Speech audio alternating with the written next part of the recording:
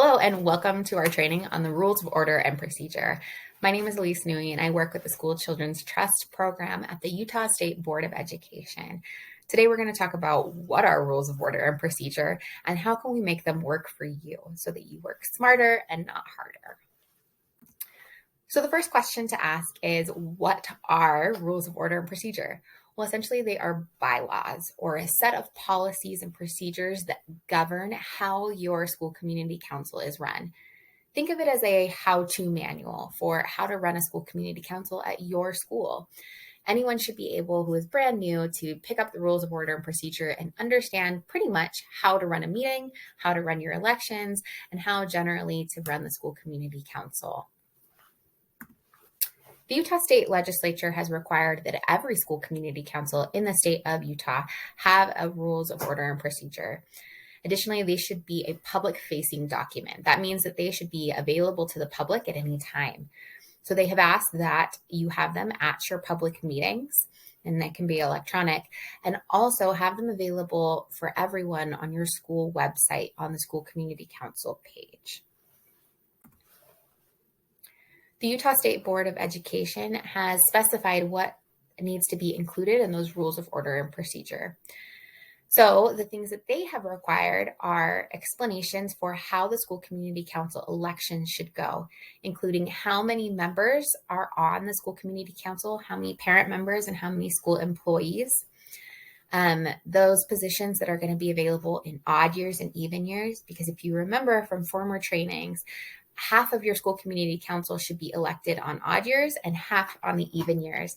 That way there's kind of a continuance of the institutional knowledge so that there's never a time when your entire school community council is brand new to the process. Additionally, the board has required that you include information about how to select a chair and a vice chair, and then how to remove a member from their position if they can no longer serve on the council for whatever reason. And then finally, how a member should declare a conflict of interest if that comes up. And we'll talk more about that in a minute.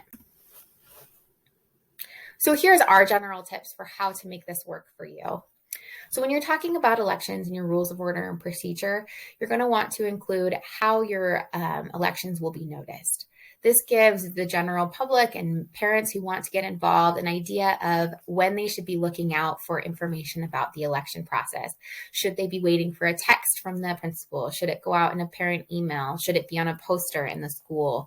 This puts people on alert for how they can get to know more about the school community council election process. Additionally, there should be information about the time of year that elections will be held. You can hold your elections in the spring or in the fall. It's what works best for you.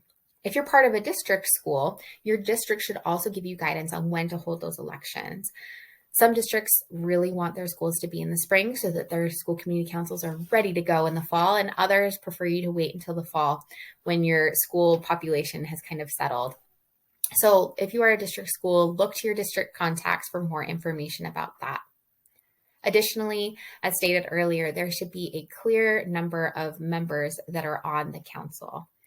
That way, there's no opportunity for conflict or for claims of favoritism if you change the number for one person who wants to join and not for another. And this really is just to protect you and to make it clear to parents who want to get involved how many members should be on the council at any given time. Now, that doesn't mean you can't change it. But if you do change it, it should be by a school community council vote after an election has already taken place.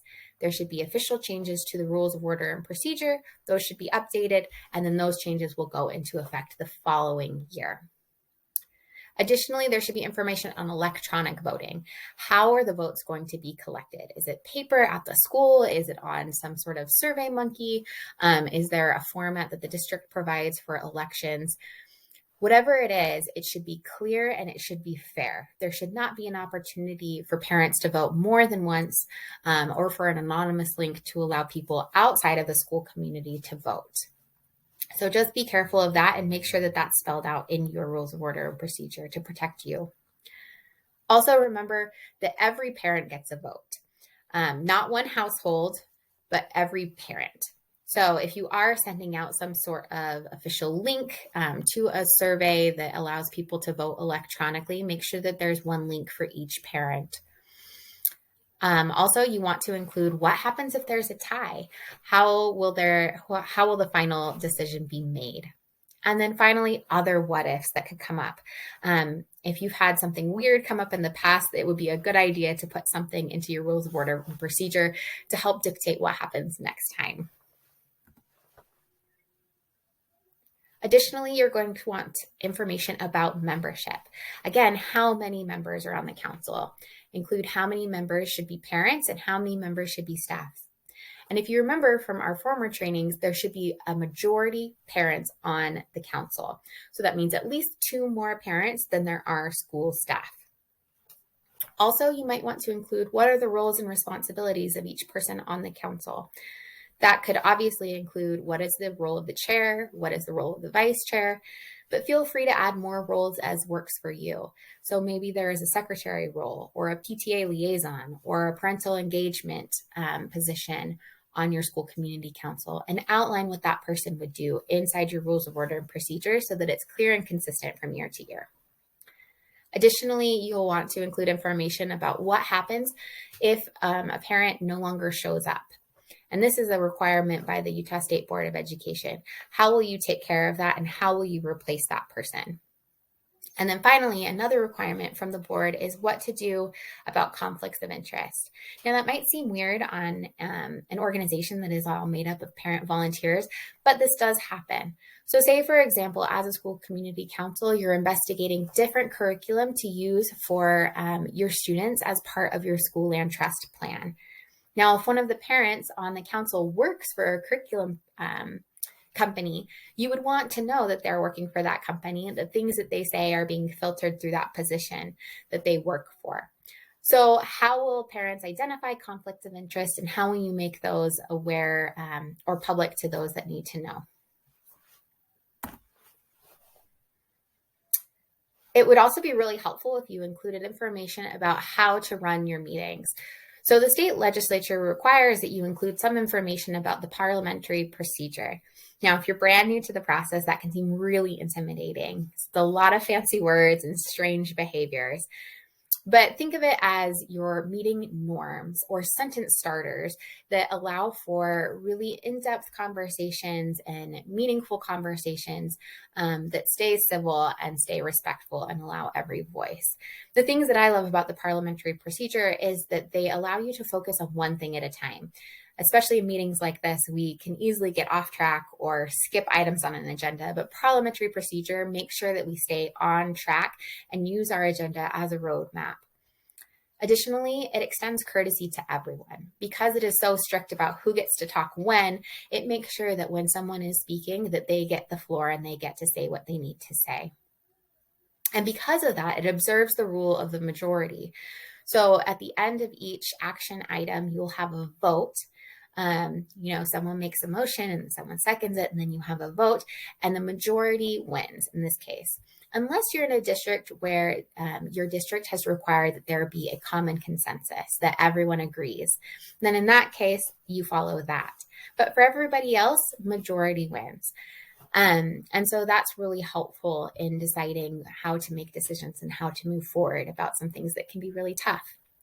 But it also ensures the rights of the minority. This makes sure that everybody's voice is heard and is recorded in the minutes and is on record, regardless of whether or not that decision was eventually made in the end.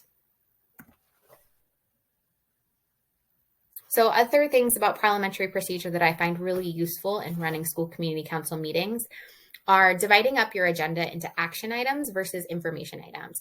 I like to put information items at the top. That way everyone knows these are things that we're just discussing and finding more about, but we don't necessarily have to take a vote or make any decisions right now. And then at the end, we have all of the things where we absolutely have to take a vote and make an action or take an action. Also, make sure that one person is speaking at a time.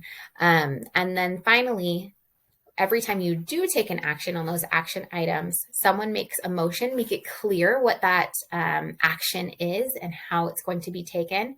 Then an additional person seconds that motion, and then you take a vote. And make sure that you always put those in the minutes as to who made the motion, what the motion was, who seconded it, and then what the final vote was.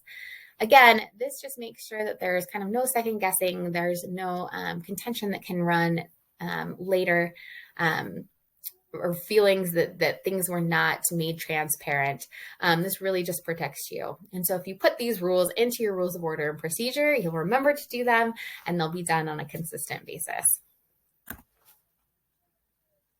Finally, another good idea of things to include in your rules of order and procedure are information about your agenda.